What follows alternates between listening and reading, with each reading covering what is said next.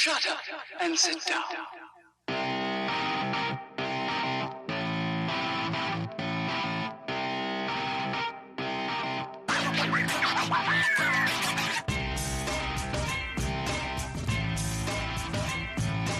Welcome to the Bricks King podcast, where I'm going to bend your ear about Lego, review those amazing bricks of plastic, and discuss what is new and up and coming around the Lego world. I'm your minifig host, Matt. Let's build on it. Well, welcome into this weird, funky, crazy, awesome episode series, mini-series that we're going to do on the show for this season of Lego Masters. Obviously, the title already tells you what we're going to talk about. We are going to talk about the Lego Masters. We're going to do this every week. Kind of a recap of what happened in the show. Not necessarily anything spoiler-wise, because, you know, it's just a TV show. It's not like a series that's ongoing in the sense that I'm going to give you plot details that are coming up. No. So that's what we're going to talk about today. I'm really excited to talk about this season. I debated doing something like this last year, and I chose ultimately against it. I didn't really know how I wanted to go about it, but I gave it some thought, and I think it'll be a lot of fun to do it like that, like this. Anyway, so a few days after the show, hopefully no more than 2. It's a few days after that, I guess now, but just kind of want to give a rundown. So there are 12 teams this season. So here's what we have. We have Dave and Richard, who are bestest friends. Then we have Caleb and Jacob, who are brothers, young brothers, by the way, only 22. Brian and Lauren, who are siblings. Susan and Jen, who are bestest friends. Zach and Tim, who are father and son, which I'm really curious to talk about their build from the show. Jack and Dawn, who are the elders on the show. They are up there, older than most of the others by a good 20 years. And then we have Natalie and Michelle, Sarita and Randall, Paris and Moto. Yeah, I know. Totally crazy, right? Some of these cool names that I don't have. Mark and Steven, you guys probably know these guys. They are brothers as well. They are very well known in the AFOL community for their builds. So we'll talk more about them. And the last pairing, or the second to last pairing, is Maria and Philip, and then Zach and Wayne. Those are your pairings, okay? So the challenge this week was basically just kind of tell about yourself, express yourself through your build, you know, so that if somebody were to look at the build and say, oh my goodness, I can totally see what makes them in their build. And that's what they were trying to do. And here's what we're starting with. We're starting with it being a parade float, which I thought was a really cool idea because they actually put them on a track and they kind of went around this little city block, if you will, which was kind of neat to see. So Zach and Wayne were the first ones to go. And what they did is they have an Asian history. They're both sushi chefs. I implore you to try and say that 10 times fast. Sushi chef. I can't even do it once. Anyway, so that's what they do. And their Asian culture, they wanted to bring in kind of their Asian inspiration and stuff. And what they did is they made Chinese New Year dragons, the ones that, you see at those festivals, or we've seen, I think Lego did one, right? The first year they did the Chinese New Year sets. Anyway, so with that in mind, I thought that was a really cool idea. But the big kicker to this challenge was everybody had to add an element of movement to it. Well, theirs were awesome. Theirs not only went side to side, it rotated back and forth. One was a red dragon, one was a blue dragon. But the individual segments, it looked like the dragon was flying through the air. Think of like Falcor in the Neverending Story movie. I know, I'm dating myself. Either way, I thought it was really neat the way it actually moved and how it actually just kind of fluctuated up and down and back and forth, side to side. That was really, really cool idea. Some good color to it. It looked like very intricate building. And what really made it better even yet was the individual sections of their dragon were not real big, blocky, thick, long pieces. Because the longer your sections are, the less undulation you're going to have that looks more natural. So they made theirs kind of skinnier, smaller, and had a ton of them so that it looked more fluid, which I really liked. I thought that was really, really cool. The next one was Sarita and Randall, and what they did was a hip-hop build. And they had a record that was spinning. They kind of had like a little concert thing that was going on at the DJ booth, and their movement was the record spinning, which was okay. But Jamie and Amy, the judges again this season, Jamie brought up that it was difficult to see the record spinning from a ground level, from a street level is what he said. And I agreed. I thought, maybe they should have built up the record a little bit more to make it look like a record instead of just this round, flat, spinny thing. But it was neat. There were some good attributes to it, and I liked the way it turned out. So I don't have any complaints about it. Obviously, not at all. The next one was Paris and Moto, and they're engineers, by the way. These guys are engineers, and I have a lot of engineer friends. My father-in-law is an engineer, and engineers can be very interesting to talk to. And these guys come across as that interesting to talk to vibe. And what they did is they made robots. The head spun around. I don't think it spun around completely. It just back and forth. And the arm movements, the arms were moving and stuff. But there was something that was missing. It was very blocky, which was fine because they're robots. But it felt like something was missing. Like there were, it just did not feel like a complete build. Like it was a complete thing that was done. Something was just off. And that is something that Jamie had brought up to them. I don't remember Amy commenting on it. But that is something Jamie brought up because you're going to have to really, improve on the run very quickly to be able to stay in this competition. Not that they did anything poorly, just some improvement to be able to compete with some of the teams that are more well known, I guess you could say. So the next two that were up were Susan and Jen, and these are the friends. They're out of Utah, by the way. And what they did is they created a spinning wheeled carriage. The wheels were spinning on the carriage, but not all of them. And then there was a swan coming out of an egg. The egg was okay looking, a little blocky. I guess it's supposed to be. The swan looked nice. Some detail around it and stuff, but there were some things there that Jamie had touched on. He said, well, not all the wheels are spinning. It would have been nice if they were. And the other thing is getting comfortable with movement, with the ability of having moving function in your build. You've got to be able to be comfortable and willing to learn and step out into the unknown outside of your comfort zone, because if you don't, you won't belong for this competition. It's just simple. The history has proven it. There are way too many talented builders, and it'll be interesting to see what happens. But their build was interesting. So the next ones up were Caleb and Jacob. And Caleb and Jacob created something that had an adventurer's vibe, definitely. Like complete adventurer's vibe, where they had a shoe, a sneaker, I forget what they called it, like a sneaker character, bad dude. And they were basically trying to get this ring up to the brick built tower that had a brick that was brick built on top of this tower. That was a lot of weird words in a strange way, but that's what they were doing. They were trying to put that up there to unlock this, this golden thing that was going on. It was a really cool idea. The build was really fun. The decoration around the outside of it was really nice. I really did appreciate the way that was done. And here's the thing. If you're watching this show or any of them anywhere else around the world, like Australia or Europe, or I don't know where else they do them, but if you're watching those, Fox edits this stuff so quick.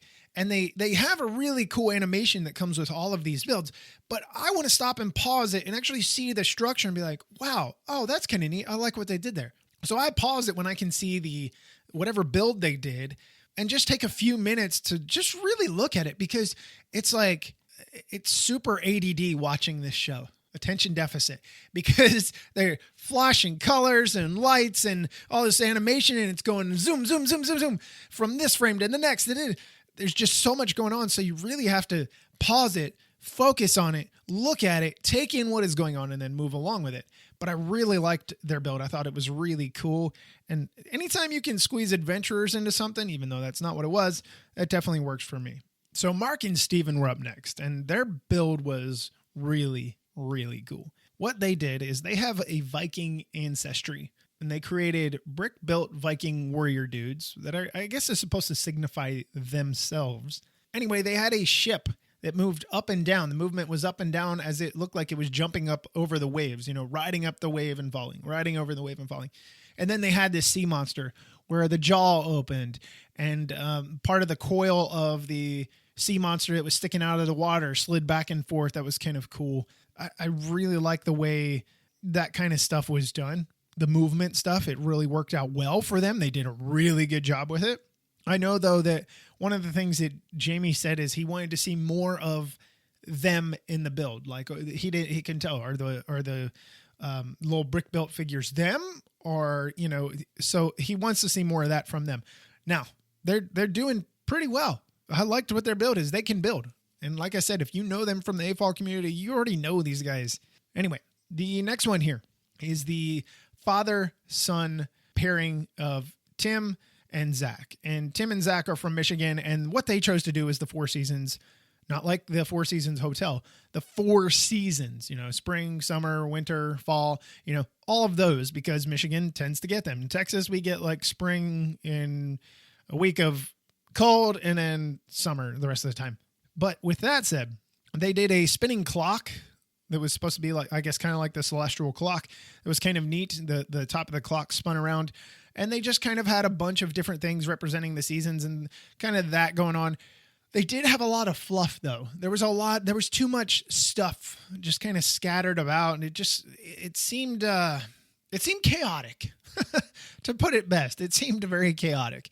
Not a complaint, just seemed a little chaotic. But I did like what they created, and I thought it turned out pretty well. Before we continue on talking about any more of these cool, awesome builders on this lovely show, let's take a quick break, and we'll be back in a moment. Natalie and Michelle. So after I get through these, I'm going to tell you who my two teams are that I think are going the whole way. And I chose them right out of the box before they even had their challenge done. And I'll tell you why. But Natalie and Michelle created this color explosion of paint cans, and it felt like dots mixed with Friends, mixed with Technic. It was really, really cool.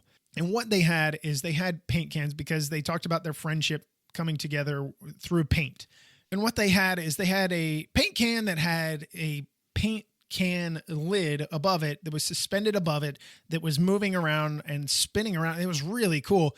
And it had Lego elements hanging off of it, yellow Lego elements hanging off of it to make it look like there was paint just flying off of this lid, which was really, really well done. They had a lot of tiling on the sides of things, really, really good use of texture, really solid builds, really interesting parade float, because that's what this thing was. But it really showed, I don't know them, but it really showed how they talked about how their friendship started. And I really like the way that came across.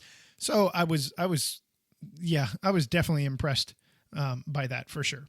So Jack and Dawn were the next pairing that went, and they are the older siblings. I don't want to say old sounds wrong, but they are the older siblings here. And they created this, what they called it was Kelsey's Butterfly. And Kelsey's Butterfly is to signify their niece who passed away. She really liked butterflies. It was very colorful. It was large. It was very large. The eyes lit up. The wings did not flap, but the wings were brick built. Colorful little wings that were done, but they didn't move. I was hoping that they would move. But as a whole, it was very basic building. Like it was just block on top of block on top of block. And I didn't really feel it for the competition. Like it was fine. I expected some more from it. Now, I definitely don't think it was the worst, but we'll talk about that here in a moment. But as a whole, it was funny because in the beginning, Jack said that he's been playing with Lego longer than any of them. And for sure, of course. But the question is, you may have been playing with it longer, but how have you been improving? How are you going to be able to compete with some of these teams that are really, really talented? Anyway, the next pairing we had was Maria and Philip, who are the husband-wife pairing, and their storytelling was storytelling. what their float was storytelling, because they were talking about, reading their kids bedtime stories and stuff like that. So they did Little Bo Peep with the sheep that were jumping up over this bed, to the side of this bed, really. You had a brick-built parent that was reading a book, and then you had a brick-built kid that was laying in the bed, and the kid was slithering back and forth. His kind of the upper part of his torso and then the feet in the bed were moving, it was interesting, but I was like, that's kind of creepy. Like, it's giving me some weird horror movie vibes going on there. But as a whole, I did like that. The sheep looked really cool. There wasn't a whole lot else there. You had a Little Bo Peep, kind of like in a control center, controlling these sheep as they're coming up out of this book and then landing. So there were 3 of them. And the first one is already down into the ground with his butt sticking up out of the air. I thought that was kind of funny. It made me laugh, probably more than I should have, but hey, I'm 12 years old, apparently, according to some. So I did like that. The only thing is they seem to lack movement. And that is something Jamie had mentioned, that, they need more movement. They wanted to see more movement out of that build. And it would have been cool to have the sheep, moving back and forth, just kind of rotary to a certain degree. It would have been kind of neat the way that would have been done, but maybe in the future. So that was it. That was everybody's builds. And then, as you know, they go through the bottom and then the top pairings, right? And the bottom 2, I was not shocked by. And the bottom 2 were Maria and Philip, and for good reason. Their build definitely didn't stand up to some of the others. It was nice to see the sheep. The one sheep looked like it was on a billboard, though. It was kind of funky the way the build was done. And I'm not knocking their building skills, because I'm not saying that I could do any better. But for comparing to others, it definitely wasn't quite there. So they definitely had some work to do. Susan and Jen were the other 2 that were in the bottom. And as you recall, their build, all the carriage wheels weren't rotating. The swan, like I told you, it was very kind of basic building. The egg kind of looked very squarish, did not fit with some of the others. And they wanted to see more from them. So those are your bottom 2. Now, the good news is nobody went home during the show. Nobody went home this week. Next week, somebody's going home. But then that leaves the top pairs, right? Who's in the top echelon? Who's got the golden brick? And, well, the first one was Zach and Wayne. And Zach and Wayne were the very first ones that I talked about their build with the Chinese New Year type dragons. Really, really cool. I really like those. That was an easy choice for me. I would have easily chosen that one. And then Mark and Steven, who did the ship with the serpent. That was really neat to see. It was really impressive the way they did that. I really like that. Unfortunately, Mark and Steven didn't get the golden brick. Zach and Wayne did, which the judges had nothing negative to say. No, okay, negative is not the right word. The judges had nothing that they considered more constructive to say to them, because they had already done it. They had accomplished everything. So they have the golden brick. And if you know anything about the golden brick, that keeps you from going home. You need the golden brick. You screw up, be like, hey, I got the golden brick, I'm good. Now, with that said, here are my horses that I think are going to make it to the finish line. So when the show started, the show goes quick. A lot of commercials, a lot of editing. A lot of editing. You don't really get to see a whole lot of building that's going on. It's more about controversy or lack thereof, or, that kind of stuff. So Zach and Wayne, I immediately was like, these guys are very technical. And they talked about being a sushi chef, being a technical position where it's not only just about art, but it's about, other things as well. So it's definitely going to work to their advantage. So they were one of my pairings. And my other pairing that I think is going to go really deep into this challenge and potentially win is Natalie and Michelle. Not just this challenge, the season. Natalie and Michelle, I think they have what it takes as far as their building. I like the color that they use. They seem to really work well as a team, and that is going to be pivotal if you are going to accomplish anything in this. You're going to have to work as a team. You're just going to have to. So with that said, teamwork, it is a must. You've got to be able to communicate what you need, what you don't, what your ideas are, and roll with it. And you don't have a whole lot of time. You're looking, I think they had 12 hours, 15 hours. I don't remember what the amount was, But you have all of that time, and it may sound like, man, that's a lot of time, but you got to think what they're building, trial and error. And movement is not something that some people, it's like easy. You know, Balesh from racingbrick.com. Balesh could probably do movement stuff in a heartbeat. He just has that technic background, that know-how, that desire maybe for it. Me, on the other hand, a movement challenge, I'm like, oh boy, yeah, I could do it. It probably won't turn out the greatest, but I will tell you this, watching this show, and you guys know, I'm not a big mock builder. Not at all. I guess I get inside of my own head. But at the same time, this is something that really, watching this, made me like, you know what? I want to try and do something. Not necessarily this build, not this challenge. I want to try and do something. That's kind of fun. So it's definitely something that will perk you up if you're not in that mood. Or I guess it could also be do the opposite and be like, man, I really suck at this stuff. I guess you could also go that way with it. I hope not. Don't become saddened by the fact that there are people on this show and you're not, and don't compare yourself. Just do you. So yeah. But those are my people, Natalie and Michelle and Zach and Wayne. I think those are the two groups. I think one of those two is going to win this. Now, everybody is going to come across a challenge at some point in time that they're going to be like, man, we didn't do very well. Just about every team is going to struggle in some way, shape, or form on a challenge. Maybe it's not to put them in the bottom two, but it's definitely a spot where they're going to struggle. And it's what you do from that point on that makes you successful or not. So with that said, I had a blast talking about this.